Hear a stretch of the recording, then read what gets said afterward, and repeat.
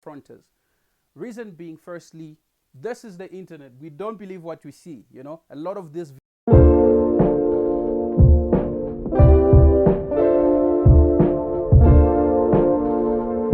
What up, guys? Welcome back. My name is Luke, and guys, thank you so much for joining me today. And also thank you for your subscription. Thank you for liking the previous videos. Thank you for also watching, taking the time to watch. I really appreciate it. It's quite motivational, and that's why I'm still doing this, and that's why it's consistent.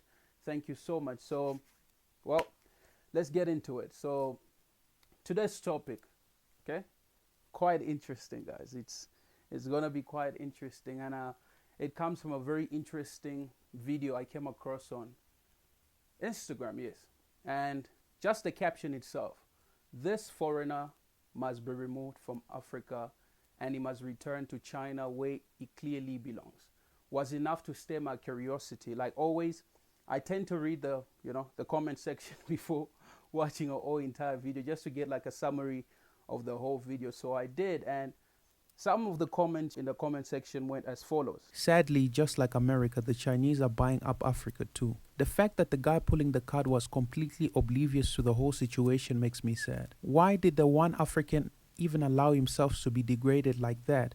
I'm glad they made that Asian walk on his own 2 feet. Mental slavery is so deep-rooted in our culture, sometimes it's hard for some of us to wake up. Don't let no one treat you the way you will not treat someone. Finally, we're learning to stand strong. Yes, across the whole continent, this is what should be happening. So guys, okay, that's the comment, right? That's the comment, and it was just wild in the comment. But there were just those, particular individuals who were speaking contrary to the majority, so to what the majority was saying in the comment section. So anyways, before I go further and I give my own opinion with regards to the whole matter, let's watch the video, guys, and you tell me what you think. And you tell me how you view the whole situation, because, yeah, it got me thinking. And yeah. Anyways, guys, let's watch the video.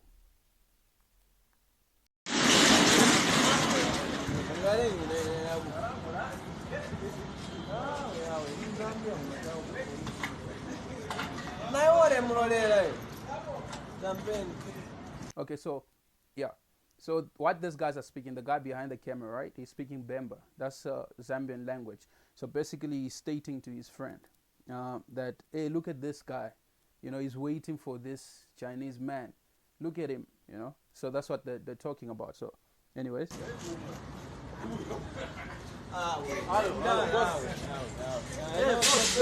off. Get off the throne.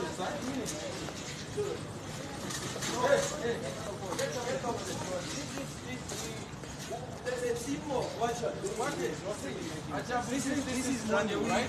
You can't walk. You can't walk. You can't walk. You can't walk. You can't walk. You can't walk. You can't walk. You can't walk. You can't walk. So now, why are you treating your workers like slaves? Why are you treating your workers like slaves? Huh? You can't walk. If you are tired, you to go home. Why? You are dancing. Yeah? You are dancing a lot. So, yeah. Anyway, so it looks like these guys don't know the guy. The guy who's pulling the trolley, because you can hear he's asking him, Ndiwandani, Zina, asking him as, what's your name? He's busy asking him in Nyanja, of course, to say, hey, bro, what's your name? What's your name? So you can see that these guys are not even friends of, the supposedly victim. They're not even friends, so they don't even know him. So, yeah. You don't do this. Now I was so kamba. Wakuta nani kanezo na sufroka. Can you let him be here where you are stepping you right. You can't continue doing this. We've seen slavery from way, but this is the civilized Zambia, and we fight for our rights. That's because you are telling him some right to do. You don't do that. But ni saka mtu kalaenda no kwenda.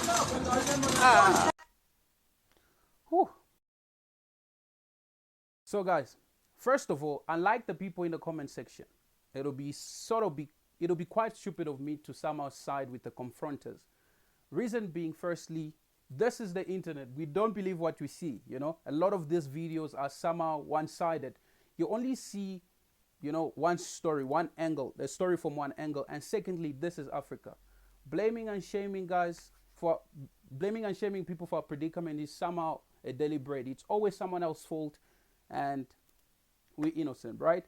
And thirdly, in agreement to one of the few comments, guys, in the comment section, which reads as follows. Regarding this post, I have yet to see anyone verify that this man was indeed engaged in servitude for which he didn't receive compensation, so I'm at a loss for understanding all the hostility. Exactly my point. Okay, hypothetically speaking, let's just say we pull strings, we manage to pull these Chinese people out of Africa. Firstly, what do you think will become of our brothers and sisters who are employed by these individuals? Job losses, right? An increase in the rate of unemployment, right? That's the first thing. Let's take into account. Secondly, what do you think will somehow begin to happen to the economy of our individual countries as Africans? Because at the end of the day, don't forget that these small businesses pump a lot of money into our economies. Thirdly, do you really think that these individuals who are confronting the Chinese man are capable of running a business, thoughtless of maintaining it for God's sake? Of course not. Of course not. And that's a whole different topic on its own. They would not even be doing or saying this nonsense if they somehow considered the disadvantages that will befall us as Africans. As a result, at this point, of course, as a result of these people's absence. And it shocks me that we tend to act out of impulse instead of sitting down and thinking. And in this case, I felt like the employee, the guy who didn't want to respond, and he didn't do so or entertain these individuals because he understands that if he acts in accordance with what these two guys are saying, I promise you, come tomorrow, this man won't have a job at all. And these wannabe liberators won't even be there to help him at all. And yes, it's always the same. And you know why? Because just like most Africans, we love prattling and terrorizing. And at the end of the day, we don't even put effort into understanding, the what, how, and why of the whole entire matter. We should be able to ask questions like, why are these individuals leaving their country to come and establish businesses here in Africa? What is it about Africa? Secondly, how are they doing it? No, of course, no. It's not ours to know. All we want is give us our continent back. Then, of course, we will trust God that the best is yet to come. Hence, I'm not shocked that the stats indicate that the most religious countries in Africa are the most poorest. Because at the end of the day, this is what we do. We depend on God to come down and... Guys, the stupidity in this whole issue, I personally don't get it. I just don't understand, and it just baffles me. It baffles me. And you know what? Being Congolese, I find it quite appalling that my country is considered rich, according to the world stats. Yet its own residents are poor. It's funny. And the same can literally be said about Africa. Rich yet poor. It's an irony. And I simply don't agree with people who be like, yeah, Africa is rich. Really? Wow. Yeah, it's like that continent, with the lions, we like the richest people in the world.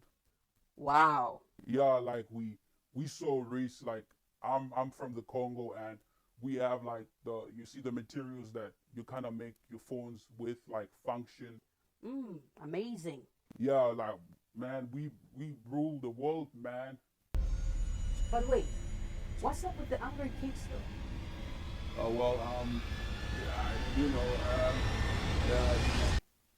Really?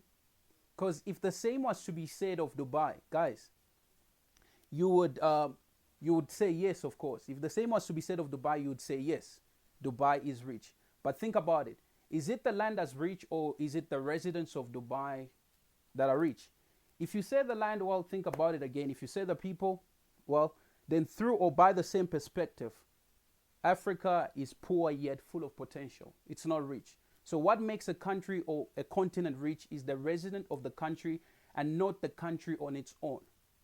You get it, right? So at the end of the day, we can't begin to say, yeah, Africa is rich. It doesn't make sense. You know what, guys?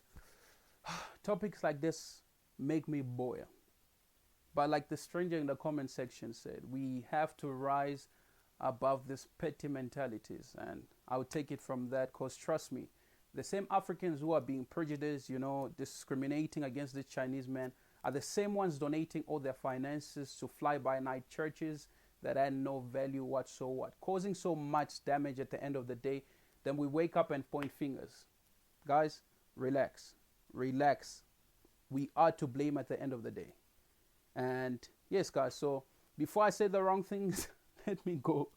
Please don't forget to like and subscribe. Turn on your notification button and let me know what you think about the whole topic, what you saw from the whole video. And yeah, I'll see you on the next one, guys. Thank you so much. Ciao.